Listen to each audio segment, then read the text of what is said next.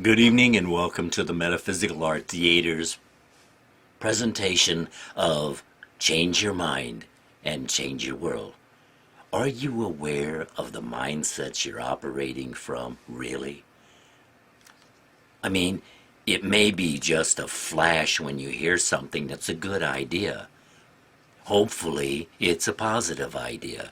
And if it's not, are you going to go down with it? Would you keep repeating in negative scenarios? You'll just go down with them. That what happened to me? Yeah. Well, you're just replanting those seeds again and again.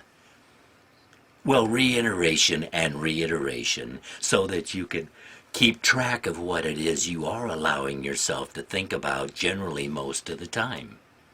Because that will be your harvest. What you're thinking feelingly about isn't falling into the past. It is being projected into our futures. All things produce after their own kind. What are your seeds like? Your ideas. What kind is it that you're planting? Because what has your attention does have your life. Try and deny it.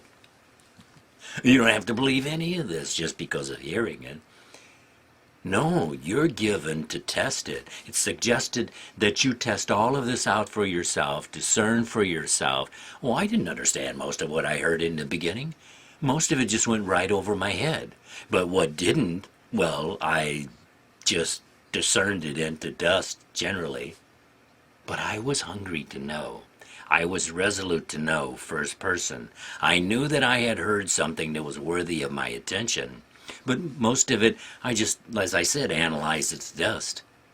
What I'm suggesting is just check out what you say that you find agreement with in your own heart. I wanted it better. I wanted to know better. And some of it came to me, some of it came through me, and most of the time I don't remember which, and actually it's not important. It's what you do with it that counts. From this moment forward, I'm not here trying to take credit for anything. I'm here as a living witness. If you already know this, then you know that I'm just another witness. I'm not here as an example. I'm here as a witness. And the one thing I'm witnessing to is that there's more, and more being offered than we're availing ourselves of. Well, the story is, son, all I have is yours. All. I was instructed to do, to be, to have better in my own imagination, in my imaginal activity, in the theater of mind, and have I done so? When I did so, I received so. But most of the time I'd get distracted and forget where I was going or what I was doing. Mentally, yes. Or even just lost in thought. But what I'm witnessing to you is that your say is a valid say. You're about saying your valid say, and your world is reflecting exactly that.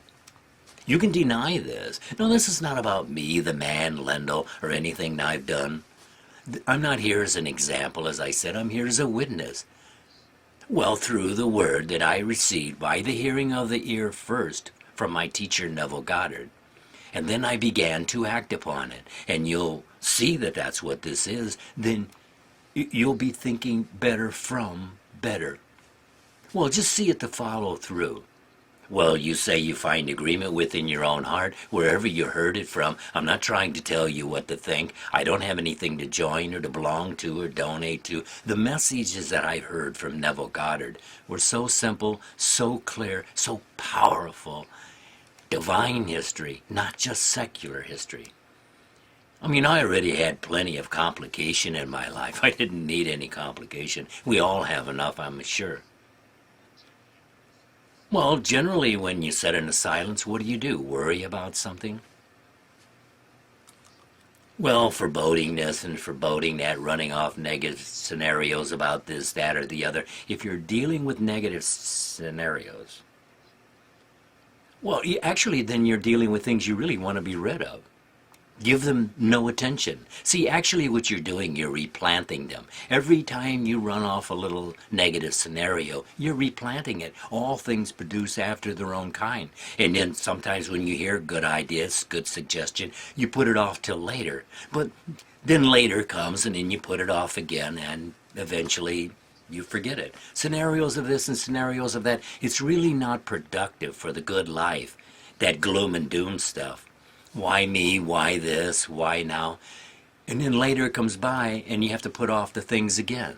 Busy, busy, busy, I understand that. No time to feel after. No time to invest in yourself for contemplation and meditation.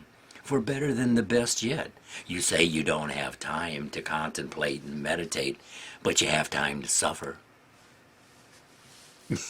You have time to feel bad mentally, physically. And if you're not living your life the way you really want to, that's suffering.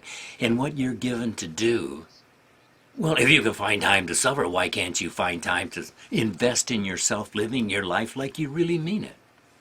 When you say you can't believe this or you can't believe that, or you feel that this is impossible or that's impossible, contemplation and meditation will bring a change of mind. You'll begin to see things different. You'll find better than the best yet.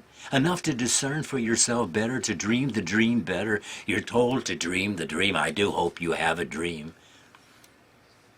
Well, possible? Yes, it's possible to the one who's telling you, choose ye this day. You turn to me and I'll turn to you. If God turns to you, what would be your problem? You will be lifted up. You will be expanded. Well, what is it that you're looking for? In your thinking and feeling. Well, it's an invitation from God. You turn to me, I'll turn to you. If God turns to you, it's you reaching beyond your present state of consciousness. Everyone is in a state of consciousness. It's reaching beyond that's important to a new state of consciousness, to dream things better than the best. Do so consistently, persistently, in imagination, in the theater of mind. Yes. Well, yeah, generally it starts as a daydream. I mean, just begin to be persistent, consistent, to follow through. Well, to really dream the dream. Until you can feel, I am that. Even for moments at a time, being it. That's the story. That's how it starts for all of us. Just start claiming the better than the best. Or you can just watch television. And I'm not saying there's anything wrong with television. I think it's a wonderful invention. I think it's really very entertaining. I think it really has greater potentials than they're using it for. Yeah, I feel most of it's being wasted. Yes. Yes. It's all about our attitudes. Well, we're doing much the same thing in our own thinking and feeling process. We're creating, but are we creating things that are lovely and of good report? Something that's useful to ourselves and others? Is that really what it is we're doing?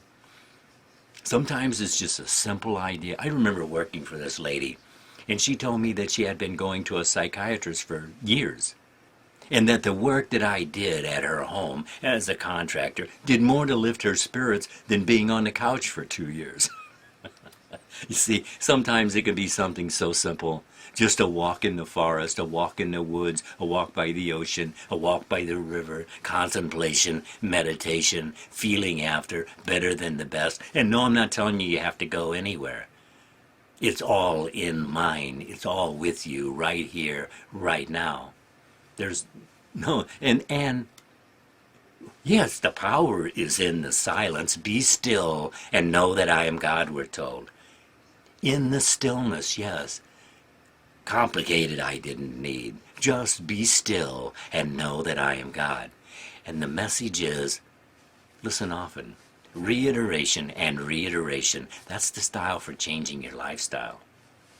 To be continued. Yes. Thank you and good evening.